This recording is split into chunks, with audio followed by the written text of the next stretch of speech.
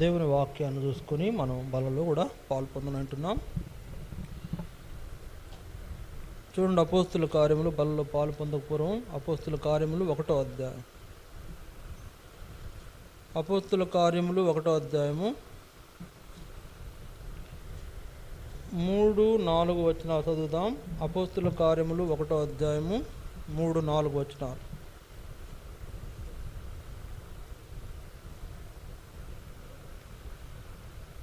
ఆయన శ్రమ పడిన తరువాత 40 దినముల వరకు వారికి అగుపడుచు దేవుని రాజ్య విషయములను గూర్చి బోధించుచు అనేక ప్రమాణములను చూపి వారికి తన్ను తాను సజీవునిగా కనుపరుచుకొనెను. ఆయన వారిని కలుసుకొని ఇలాగ ఆజ్ఞాపించెను, మీరు యెరూషలేము నుండి వెళ్ళక నా వలన వినిన తండ్రి యొక్క వాగ్దానం కొరకు కనిపెట్టుడి.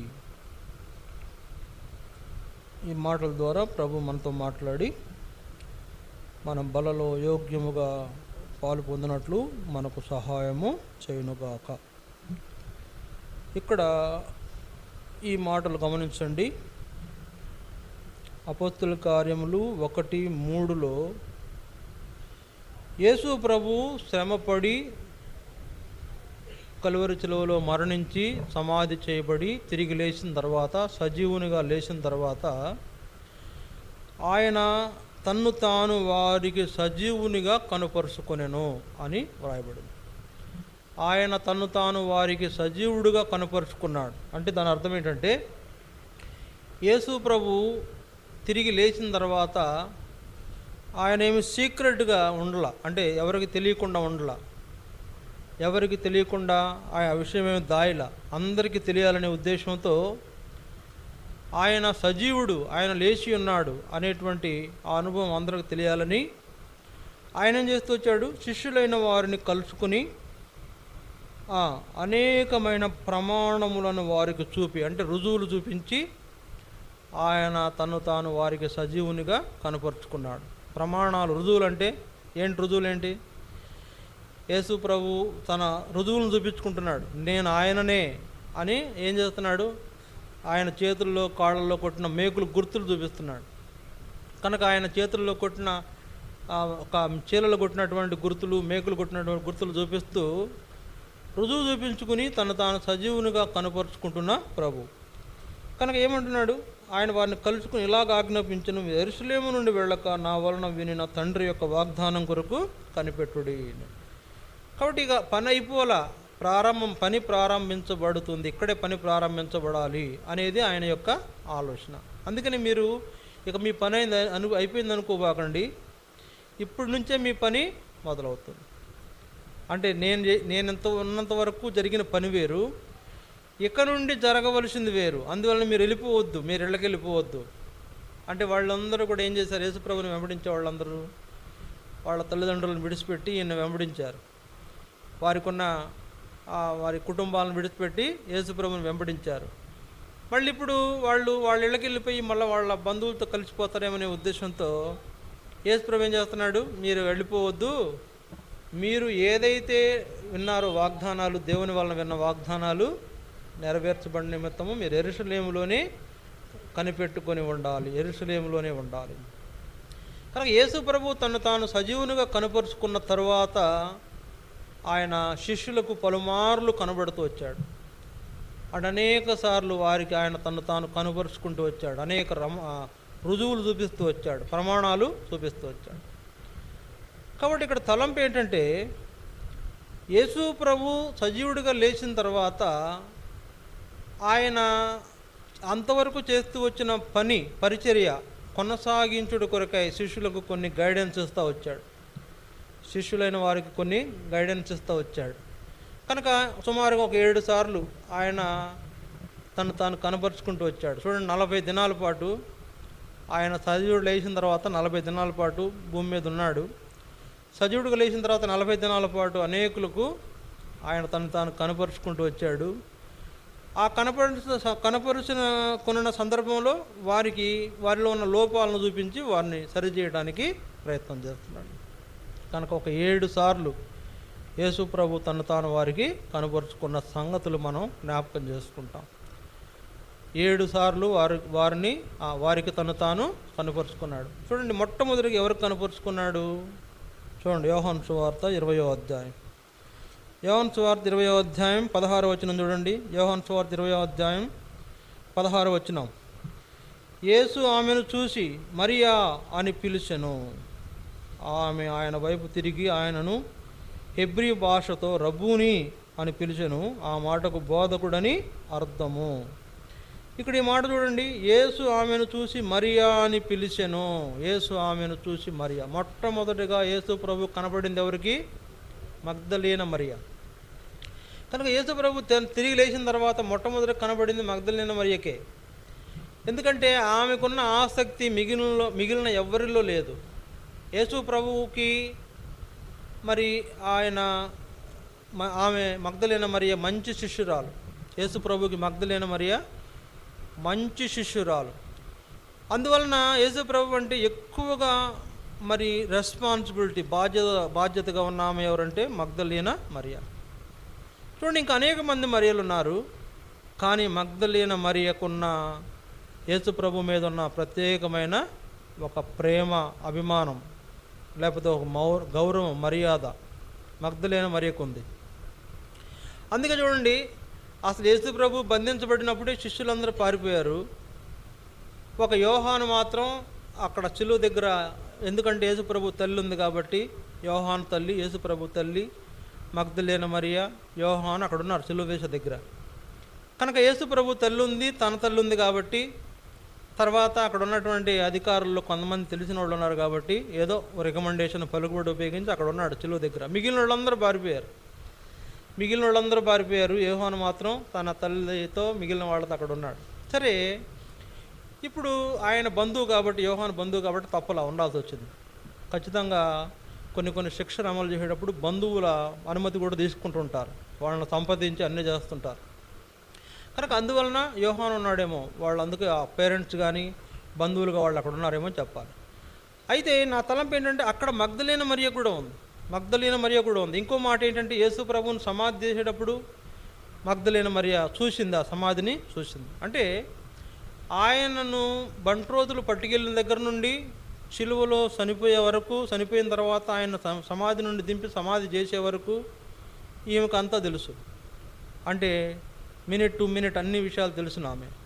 అయితే ఇప్పుడు యేసు ప్రభు కొరకు ఆమె అత్యంత ఆసక్తి కలిగినటువంటి ఆమె అని ఎందుకు చెప్తున్నానంటే, యేసు ప్రభు 3వ దినాన్న ఆయనకు రాయడానికి సుగంధ ద్రవ్యాలను సిద్ధపరిచి రెడీగా కాసుకుంది. ఎప్పుడు తెల్లారొద్దా, ఆదివారం ఎప్పుడు వెళ్దామా అన్నట్లు రెడీ కూర్చుంది. అంటే అందుకే చూడండి 20వ అధ్యాయంలో మొదటి వచనం చూడండి, 20వ అధ్యాయం మొదటి వచనం. ఆదివారమున ఇంకనూ చీకటిగా ఉన్నప్పుడు మగ్దలేన మరియా పెందలకడ సమాధి యొద్దకు వచ్చి సమాధి మీద ఉండిన రాయి తీయబడుట చూసెను. ఇక్కడ గమనించండి, ఇంకనూ చీకటిగా ఉన్నప్పుడు మగ్దలేన మరియా పెందలకడ సమాధి యొద్దకు వచ్చింది. ఇంకా చీకటిగా ఉన్నప్పుడే యేసు ప్రభువుని చూడాలి, యేసు ప్రభుకి సుగంధ ద్రవ్యాలు పూయాలి అనేటువంటి ఆశ ఆమెలో ఉన్నది. ఇంకా చీకటిగా ఉన్నప్పుడే పెందలకడే ఆమె ప్రభువుని కలుసుకోవాలనేటువంటి ఆసక్తి కలిగిన ఆమె. చూడండి, యేసు ప్రభు మొట్టమొదటిగా ఆమెనే కలుసుకోవడానికి గల ఉద్దేశం ఏంటంటే ఆమెలో ఉన్న ఆసక్తి. నేను ప్రభువుని కలుసుకోవాలి, ఆయన చూడాలి. ఎందుకంటే ఇప్పటికే 3 దినాలు అయిపోయింది. ఆయన చనిపోయిన తర్వాత సమాధిలో పెట్టాం. అయ్యో ఆయన పరిస్థితి ఏంటా అని తెలుసుకుంటూ బాగా తెలిసి ఈ ఆలోచనతో పాపం తినటం కూడా మర్చిపోయి ఉండాలా, నిద్ర కూడా పట్టకుండా కలవరంగా ఉండాలా. యేసు ప్రభువుని గురించి అంత ప్రేమ కలిగిన వ్యక్తి. ఎందుకంటే యేసు ప్రభు ఆమెకు ఏం చేశాడు తెలుసా? 7 దయ్యాలు పట్టినాయి అంట ఆమెకు. మగ్దలేన మరియకి ఎన్ని దయ్యాలు పట్టినాయి? 7 దయ్యాలు పట్టినాయి. 7 దయ్యాలు బట్టి బాధించబడుతున్న, ఎంతో భయంకరమైనటువంటి పరిస్థితి అనుభవిస్తున్న మగ్దలేన మరియను యేసు ప్రభు దయ్యాల నుంచి విడిపించాడు. అందువలన తనకున్న ఆస్తి అంతా కూడా ఈయన పనుల కొరకే ఖర్చు పెడతా ఉంది. ఆమెకున్న ఆస్తిపరురాలు, ఆస్తి అంతా కూడా ఈయన పనుల కొరకే, సేవ కొరకే ఖర్చు పెడతా ఉంది. అట్లా ఖర్చు పెడుతున్న ఆ క్రమంలో మగ్దలేన మరియ యేసు ప్రభు మీద అత్యంత గౌరవ భావము, ప్రేమ ఏర్పరచుకుంది. అందుకే ఉదయమే తెల్లవారకు ముందే ప్రభువుని కలుసుకోవాలనుకున్న ఆమె యొక్క ఆమెలో ఉన్న భక్తిని, లేకపోతే ఆమెలో ఉన్నటువంటి ఆ యొక్క ఆశను, లేకపోతే ఆతృతను యేసుప్రభు గమనించి మొట్టమొదటిగా ఆమెకే కనపరుచుకున్నాడు. చూడండి, ఆమె అక్కడికి వచ్చి సమాధి దగ్గరికి చూసిన తర్వాత సమాధిలో అప్పటికే లేడంటే యేసుప్రభు. చూడండి, అందుకని 2వ వచనంలో, మొదటి వచనంలోనే సమాధి వద్దకు వచ్చి సమాధి మీద ఉండిన రాయి తీయబడినట చూసెను. కనుక ఆమె పరిగెత్తుకొని సీమోను పేతురు వద్దకును యేసు ప్రేమించిన మరి ఒక శిష్యుని వద్దకును వచ్చి ప్రభువును సమాధిలో నుండి ఎత్తుకొని పోయి ఆయనను ఎక్కడ ఉంచిరో ఎరుగనని చెప్పాను. అంటే పరుగున వెళ్ళింది పేతురు దగ్గరికి వెళ్ళి, అన్నగారు పేతురు గారు, మన ప్రభువుని ఎవరు ఎత్తుకుపోయారయ్యా, ఏంటి సంగతి అంటే. చూడండి, ఆమెలో ఉన్న ఇంట్రెస్ట్ మనకు ఉంటుందా? ఇంట్రెస్ట్ ఏమండి, మొట్టమొదట ఆమెను కలుసుకున్నాడు అంటే దాని అర్థం ఏంటంటే ఆమెకు ప్రభు అంటే ఎంతో ఆసక్తి. మనకుందా ఆసక్తి? ఆదివారం తెల్లవారుతుందంటే ఎప్పుడు మందిరంకి వెళదామా అనే ఆసక్తి మనకుందా? ఆదివారం వస్తుందంటే ఎప్పుడు ప్రభు సన్నిధికి వెళదాం, ఎప్పుడు ప్రభువుని కలుసుకుందాం, ఎప్పుడు ఆరాధిద్దామనే ఆసక్తి మనకుందా? మగ్దలేన మరియకుంది. అందుకనే మొట్టమొదట తాను లేచిన తర్వాత మొట్టమొదట కనపరుచుకున్నదే మగ్దలేన మరియ. కనుక ఆమెను కనపరుచుకుని యేసుప్రభు, ఆమె దుఃఖపడతా ఉంది, నా ప్రభు లేడు, ఆయన కనపడట్లే, ఆయన ఎవరు ఎదుగుపోయారు, ఏంటి సంగతి అని ఎదుగుతుంది. ఆ తోటలో, ఆ సమాధుల తోటలో ఎదుగుతూ ఉంటే ఒక ఆయన కనపడ్డాడు అక్కడ. ఒక ఆయన కనపడగానే ఆయన అనుకుంటుంది, మగ్దలేన మరియ అని అనుకుంటుంది, ఈయనే తోటమాల అనుకుంటుంది, ఈయన బహుశా తోటమాల అయి ఉంటాడు అని ఆయన దగ్గరికి వెళ్ళి అడుగుతుంది, అయ్యా నువ్వేమన్నా నా ప్రభువుని చూసావా అని. నా ప్రభువుని చూసావా? అందుకే చూడండి అక్కడ ఆ మాట 15వ వచనంలో, 13వ వచనం చూడండి.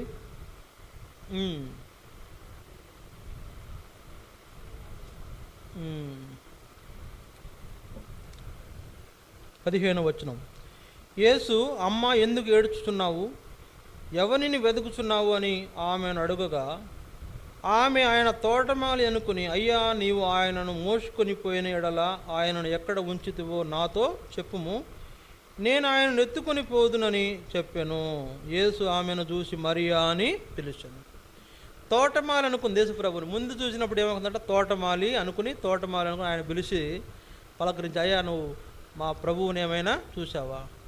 యేసుప్రభుని గుర్తించలేనంత పరిస్థితుల్లో ఆమె ఉంది. అయితే ఆమె ఏడుస్తూ ఉంది. అమ్మ ఎందుకు ఏడుస్తున్నావు అని కూడా అడిగాడు అక్కడ ఆ వ్యక్తి, తోటమాలి.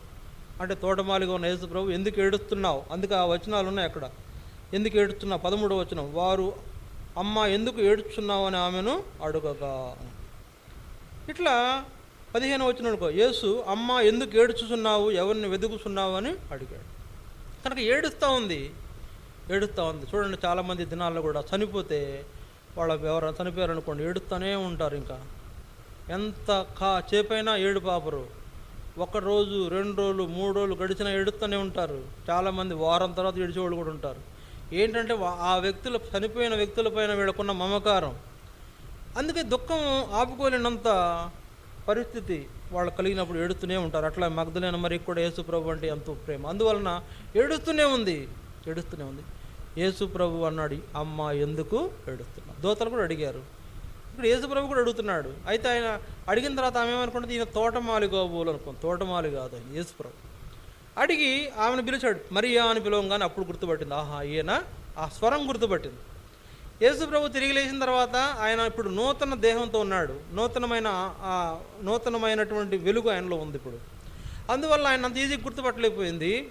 స్వరం గుర్తుపట్టింది, ఇది నా ప్రభు స్వరం అని. వెంటనే బోధకుడా అంటే యేసు నువ్వేనా అని పిలిచి, అంటే నా తలంపినట్టు ఇక్కడ మగ్దలేన మరియ యొక్క కన్నీరు తుడవటం యేసు ప్రభు యొక్క ఉద్దేశం.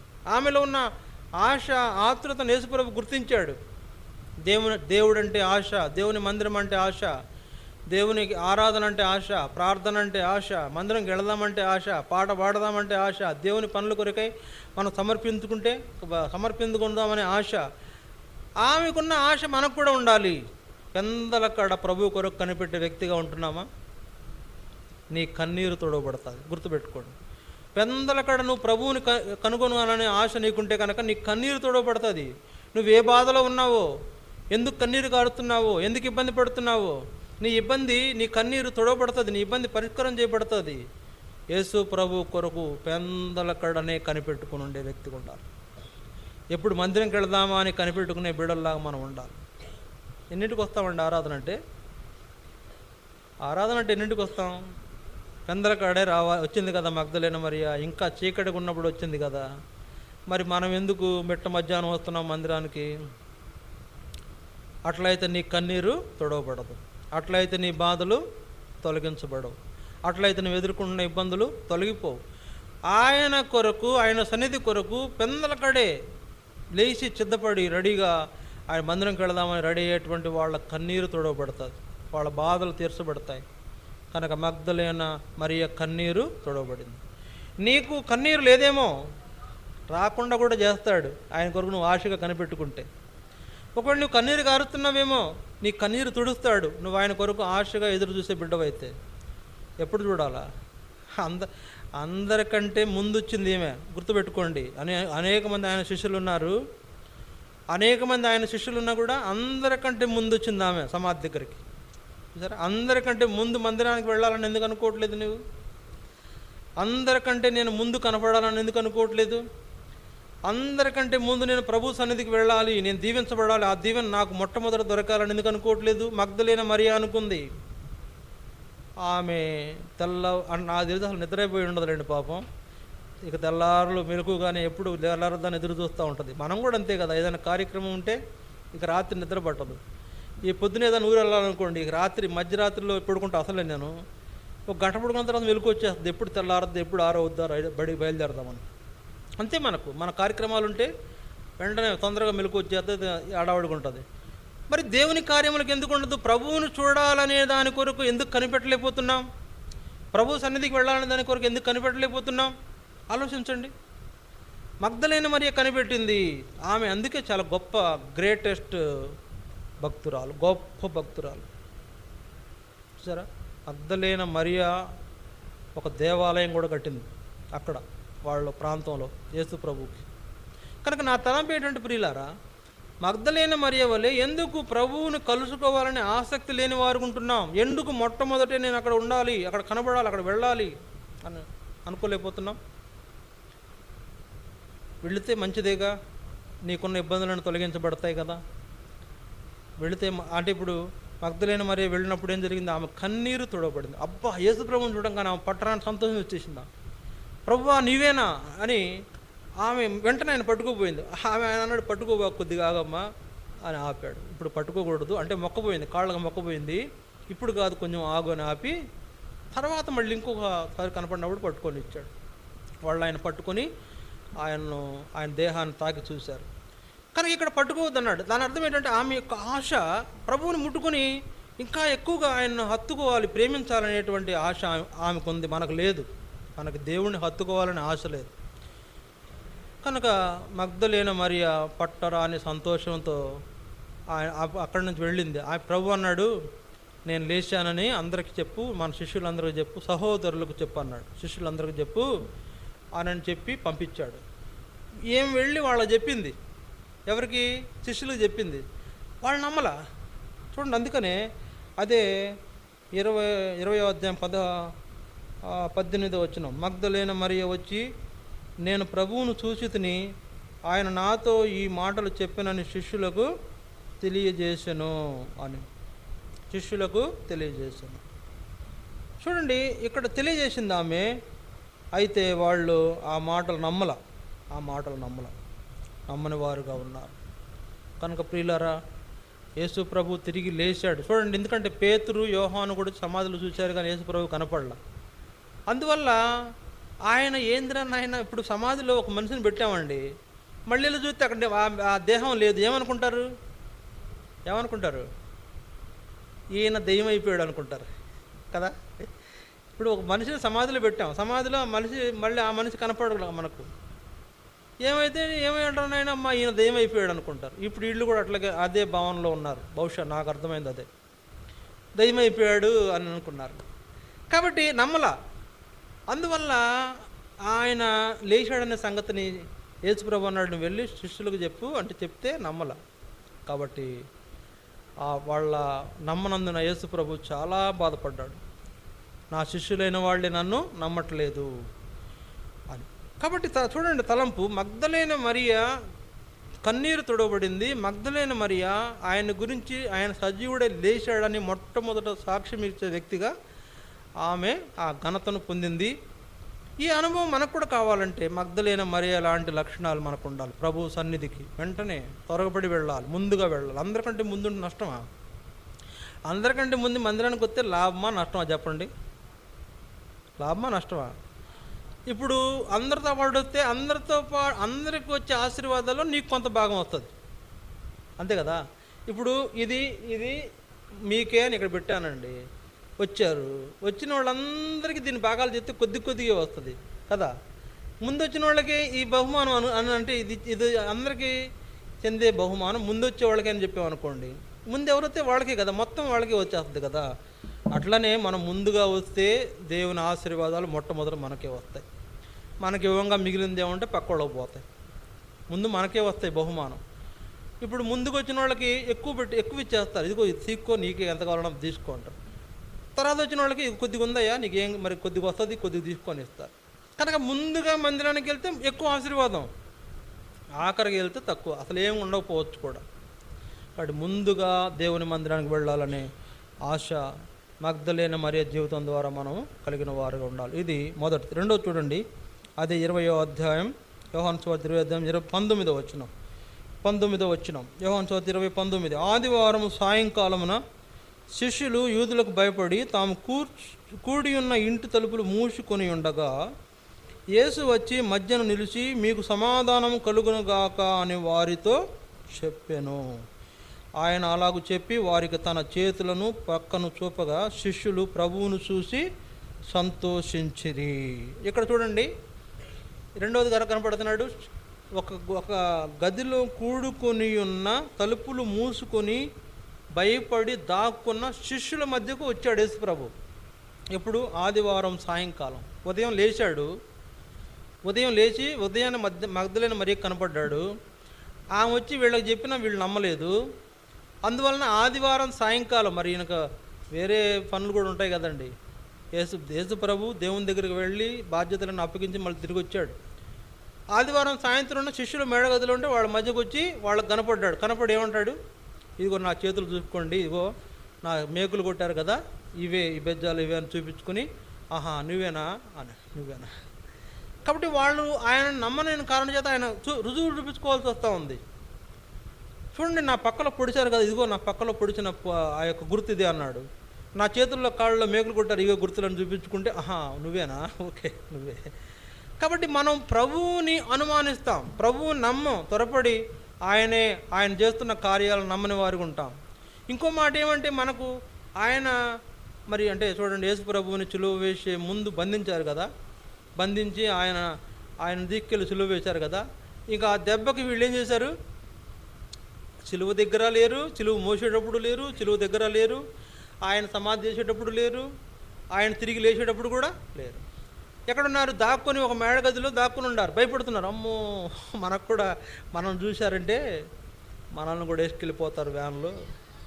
అప్పుడు వ్యాన్లు లేవులేండి, ఇప్పుడు వ్యాన్లు. మనల్ని కూడా బంధించి తీసుకెళ్ళిపోతారు. ఆయన ఎట్లా చిలువ వేశారో బయట చెప్పుకుంటున్నారు కదా, విన్నాం కదా. నాయన గుండెలు అవిసిపోతూ ఉంటాయి వాళ్ళు. భయపడి దాక్కున్నారు, గదిలో భయపడి దాక్కున్నారు. అందుకనే యేసు ప్రభు ఏమన్నాడు అక్కడ వాళ్ళకి కనపడి ఏమన్నాడు? మీకు సమాధానము కలుగును గాక, మీకు సమాధానం కలుగును గాక. కనుక వారికి సమాధానాన్ని తీసుకొచ్చాడు, నెమ్మదిని తీసుకొచ్చాడు. భయపడుతున్న వాళ్ళకి ధైర్యం చెప్తూ వచ్చాడు. భయపడాల్సిన అవసరమే లేదు మీకు. అంటే అక్కడ కొన్ని అధికారాలు ఇచ్చాడు వాళ్ళకి. ఏమిచ్చాడు? 21వ వచనం. అప్పుడు యేసు మరలా మీకు సమాధానం కలుగును గాక, తండ్రి నన్ను పంపిన ప్రకారం నేను మిమ్మల్ని పంపుతున్నానని వారితో చెప్పాను. ఆయన ఈ మాట చెప్పి వారి మీద ఊది పరిశుద్ధాత్మను పొందుడి. మీరు ఎవరి పాపములు క్షమిస్తురో అవి వారికి క్షమింపబడును, ఎవరి పాపములు మీరు నిలిచి ఉండనిత్తురో అవి నిలిచి ఉండని వారితో చెప్పారు. కనుక ఇక్కడ నా తలంపు చూడండి, ఇక్కడ ఆయన వారిని ధైర్యపరుస్తూ వారికి సమాధానం అనుగ్రహిస్తూ వారిలోకి ఏమిటంటే పరిశుద్ధాత్మను వారికి అనుగ్రహించాడు. భయపడి పరిస్థితులకు భయపడి దాక్కుంటున్నామా? పరిస్థితులకు భయపడి దాక్కునే వాళ్ళు ఉంటున్నామా? యేసు ప్రభు రెండోసారి కనపరుచుకున్నటువంటి వాళ్ళు పరిస్థితులకు భయపడి దాక్కున్నారు. తాను సజీవుడిగా తిరిగి లేచిన తర్వాత రెండవసారి తను తాను ప్రత్యక్షపరుచుకుని శిష్యుల ముందుకు వచ్చినప్పుడు వాళ్ళు భయపడుతున్నారు. అందుకే వాళ్ళకు సమాధానం కలుగు చేస్తున్నాడు, భయపడొద్దు, నేనే, భయపడబాకండి. అంటే వాళ్లకు భయపడి దాక్కుంటు. మనం కూడా అంతే, ఈ రోజుల్లో భయపడి దాక్కునే వారుకున్నాం. క్రైస్తవులని చెప్పుకోవడానికి భయపడేవాళ్ళు ఉన్నారు కొందరు, బైబిల్ పట్టుకోవడానికే భయపడేవాళ్ళు ఉన్నారు కొందరు, దేవుని మందిరానికి వెళతానికే భయపడేవాళ్ళు ఉన్నారు కొందరు, దాక్కుని వస్తుంటారు. ఏదైనా దేవుని కొరకు కొన్ని కార్యాలు చేయాలంటే అమ్మో ఏమైద్దని భయపడేవాళ్ళు ఉన్నారు కొందరు, సువార్త పత్రికలు ఇద్దామంటే భయపడేవాళ్ళు ఉన్నారు కొందరు. యేసు ప్రభు మన పాపముల కొరకే చనిపోయాడు, మన పాపముల కొరకే సమాధి చేయబడి తిరిగి 3వ దినాన్ని లేచాడని చెప్పడానికి భయపడేవాళ్ళు ఉన్నారు ఈ దినాల్లో. ఆ సంగతిని తలుసుకుని భయపడి దాక్కున్న వాళ్లను మన జ్ఞాపకం చేసుకుంటే మనం కూడా భయపడుతున్నామా? వాళ్ళు శిష్యులే భయపడ్డారు, మనం ఎంతలేండి, శిష్యులే భయపడ్డారు. కనుక భయపడవలసిన అవసరమే లేదు, ఆయన సమాధానం మనతో కూడా ఉన్నది. కనుక వాళ్ళు భయపడుతున్నట్టు మనం భయపడకూడదని దేవుడు కోరుతున్నాడు. ఇది రెండవది. మూడవది చూడండి, అదే 20వ అధ్యాయము 26వ వచనం. 20వ అధ్యాయం 26వ వచనం, యోహాను సువార్త 20:26. 8 దినములైన తరువాత ఆయన శిష్యులు మరలా లోపల ఉన్నప్పుడు తోమా వారితో కూడా ఉండెను. తలుపులు మూయబడి ఉండగా యేసు వచ్చి మధ్యను నిలిచి మీకు సమాధానము కలుగునుగాక అనెను. మీకు సమాధానము కలుగునుగాక అని. ఇప్పుడు మూడవసారి యేసు ప్రభు అదే శిష్యుల మధ్యన ప్రత్యక్షమయ్యాడు మూడవసారి. అదే రోజు చనిపోయిన తర్వాత అదే రోజు ఉదయకాలం మగ్దలేన మరియ కనబడ్డాడు. అదే రోజు సాయంకాలం శిష్యులైన వారి మధ్య వాళ్ళకి తను తాను కనబరుచుకుంటూ వచ్చాడు. తర్వాత 8 దినాలు అయిన తర్వాత, అంటే నెక్స్ట్ సండే, ఆ తర్వాత ఆదివారం మళ్ళీ యేసు ప్రభు వాళ్ళకు కనపడ్డాడు. కనపడినప్పుడు ఏమంటున్నాడు? మీకు సమాధానం కలుగునుగాక. ఇప్పుడు అదే శిష్యులు ఇక్కడ కూడా ఉన్నారు, అయితే ఒక ఆయన ఎక్స్ట్రాగా ఉన్నాడు. ఆయన ఎవరు? తోమా. ఆయన ఏ తోమా ఆయన ఏం తోమా? ఆయన మన భారతదేశానికి సువార్త తీసుకొచ్చిన తోమా. ఆయన గురించి ఇంకేం చెప్పొచ్చు అంటే అల్ప విశ్వాసి అయిన తోమా. యేసు ప్రభువుని నమ్మక అపనమ్మకంతో సతమతం అవుతున్న తోమా ఏమన్నాడు తెలుసా? ఏమన్నాడు? 25 వచనం చూడండి, 24-25. యేసు వచ్చినప్పుడు 12 మందిలో ఒకడైన దిదుమ అనబడిన తోమా వారితో లేకపోయాను కనుక తక్కిన శిష్యులు మేము ప్రభువును చూసిదిమని అతనితో చెప్పగా అతడు నేనాయన చేతులలో మేకుల గుర్తును చూసి నా వేలు ఆ మేకుల గుర్తులో పెట్టి నా చెయ్యి ఆయన పక్కలో ఉంచితేనే కానీ నమ్మను. ఏంటంట, వీళ్ళకి చూపిస్తే వీళ్ళు అందరూ అర్థం చేసుకున్నారు, ఇవి మేకులు కొట్టిన బెజ్జాలే కదా అని. ఈయన అట్లా కాదంట, వేలు పెట్టి చూస్తాడంట, వేలు పెట్టి చూసుకుంటాడంట, ఇక్కడ పక్కలో వేలు పెట్టి చూసుకుంటాడంట, చేతుల్లో ఆ గాయాల్లో వేలు పెట్టుకుని ఓహో నిజమే, ఈ గాయం నిజమేనే. అంటే నేనేమంటానంటే యేసు ప్రభువుని అనుమానిస్తున్న తోమా, యేసు ప్రభువు నమ్మలేక అపనమ్మికతో సతమతం అవుతున్న తోమా. ఇవాళ మనం కూడా అంతే, నమ్మటం విషయంలో సతమతం. యేసు ప్రభు నమ్మే విషయంలో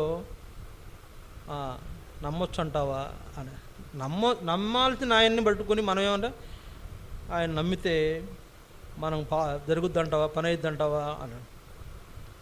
తోమాలాగే మనం కూడా. ఎందుకంటే తోమా ఏం కోరాడు? సర్లే ఆయన గుర్తులు చూస్తే మనం కొంతవరకు నమ్మొచ్చులే అని అట్లా అనుకోవట్లా, ఆయన గుర్తుల్లో వేలు పెట్టి చూస్తాడంట. అంటే చూడు ఎలాంటి గుర్తులు కావాలి ఆయనకి. కాబట్టి ఈ దినాల్లో మనకు ఎన్నో రకాలైన యేసు ప్రభు ద్వారా మనకి కలుగుతున్న అనేకమైన ఓదార్పుల్లో, భయాల్లో ఓదార్పు, లేదా కొన్ని ఇబ్బందుల్లో ఆయన మనల్ని ధైర్యపరుస్తున్న సందర్భాలను బట్టి మనం అనుమానించే వారికి ఉంటాం.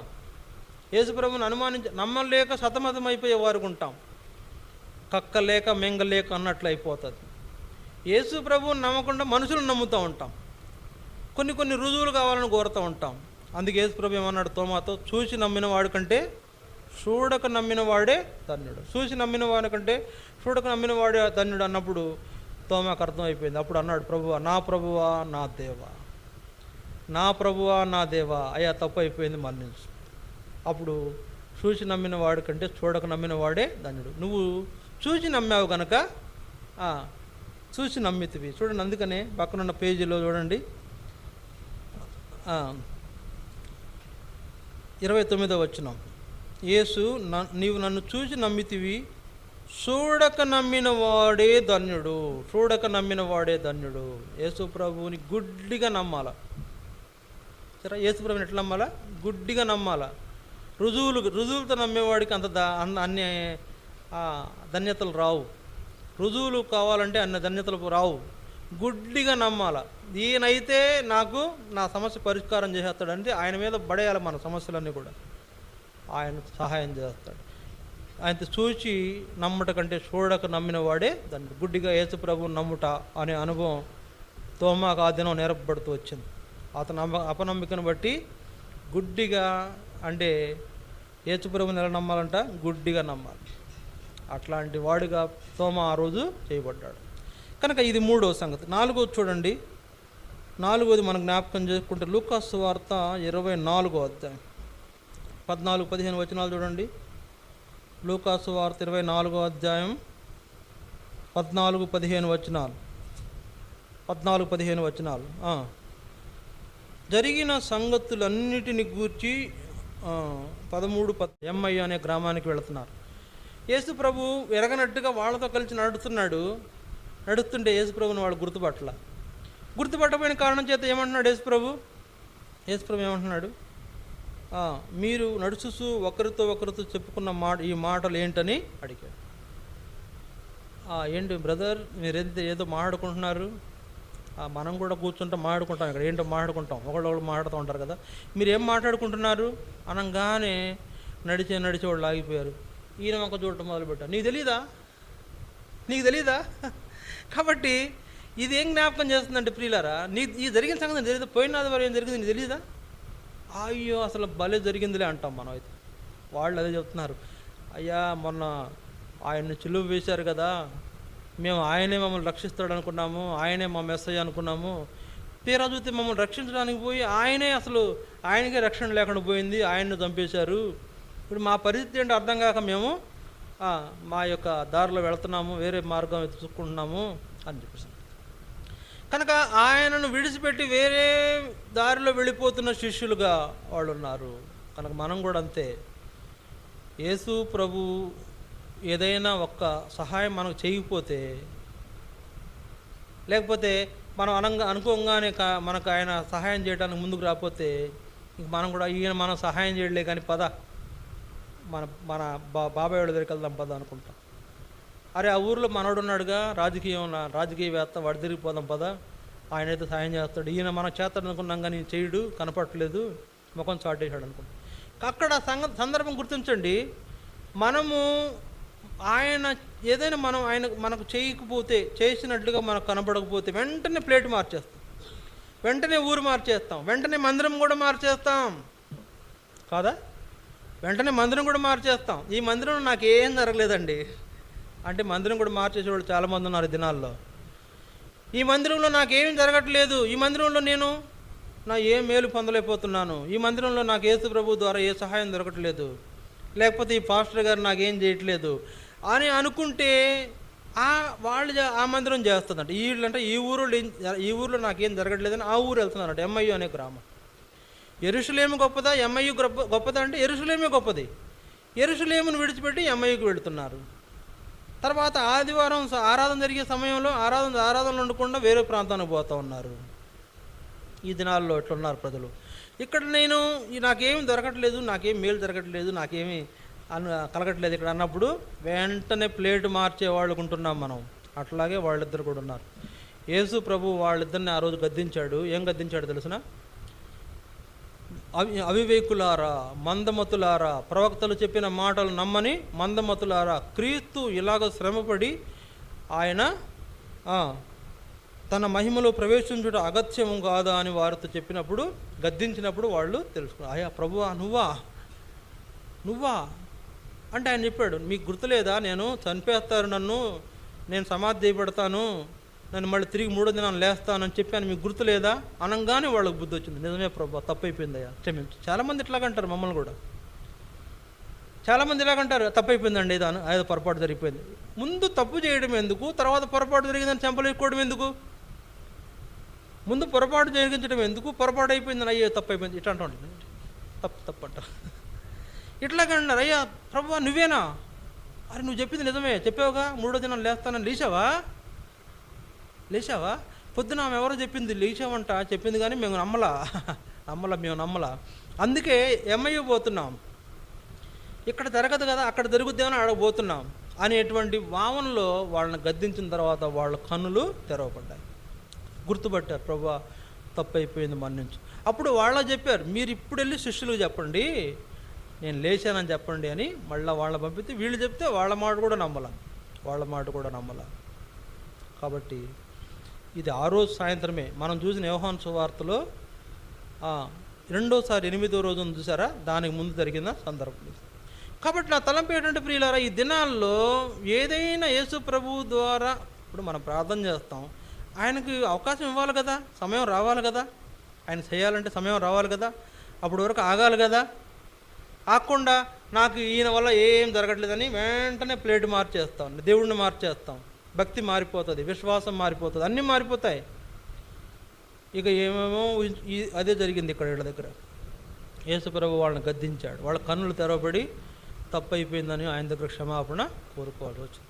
కనుక ఆయన దగ్గర సరే మనకు ఆయనకు అవకాశం ఇవ్వాలి, కొద్దిగా అవకాశం ఇస్తే 1 రోజు 2 రోజులు టైం పడుతుంది. ఎందుకంటే అది ఆ పని అలాంటిది అనుకోండి, ఎవరిని సరిచేయాలో వాడిని సరిచేయాలా, ఎవడికి ఎక్కడ బెండు తీయాలా అవన్నీ చేసుకుంటూ రావడానికి కొంచెం టైం పడుతుంది. కొంతమంది లోకస్తులు కఠినాత్ములు ఉంటారు, వాళ్ళు నమ్మరు, వాళ్ళు లోబడరు కదా, దేవునికి లోబడరు కదా. వాళ్ళని లోబరిచి వాళ్ళ స్వంకర తీసి వాళ్ళని తిన్నగా చేసి మనకు సహాయం చేసి కొంత టైం పడుతుంది.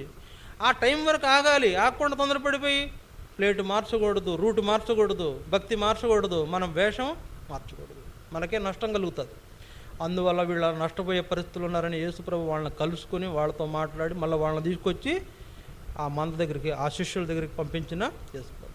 మనం కూడా అలా ఒకవేళ ఉంటున్నామేమో మనం పరీక్షించుకోవాలి. ఇది 4వది. 5వది చూడండి, నేను ముగిస్తాను.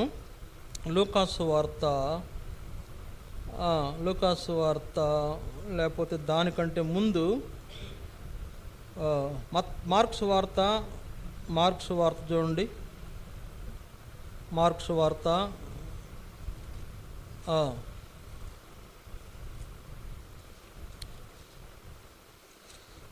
16వ అధ్యాయం 14వ వచనం. మార్క్స్ వార్త 16వ అధ్యాయం 14వ వచనం.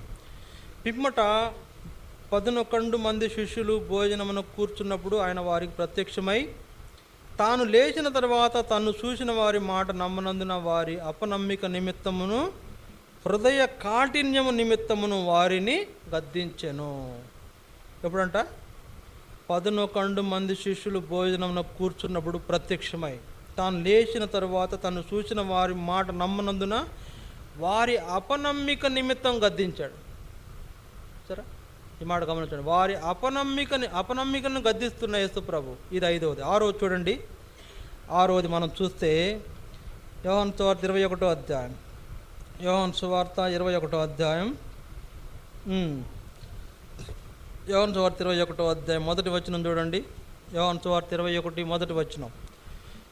అటు తర్వాత యేసు తిబెరియా సముద్ర తీరమున శిష్యులకు మరలా తను ప్రత్యక్షపరుచుకొనెను. ఆయన ప్రత్యక్షపరుచుకున్న విధమేదనగా ఈ మాట చెప్పి నేను ముగిచ్చేస్తా. ఇక్కడ యేసు ప్రభు తిబెరియా సముద్ర తీరమున ఉన్న శిష్యులను కలుసుకున్నాడు. ఇక్కడ కలుసుకున్నది ఎక్కడ?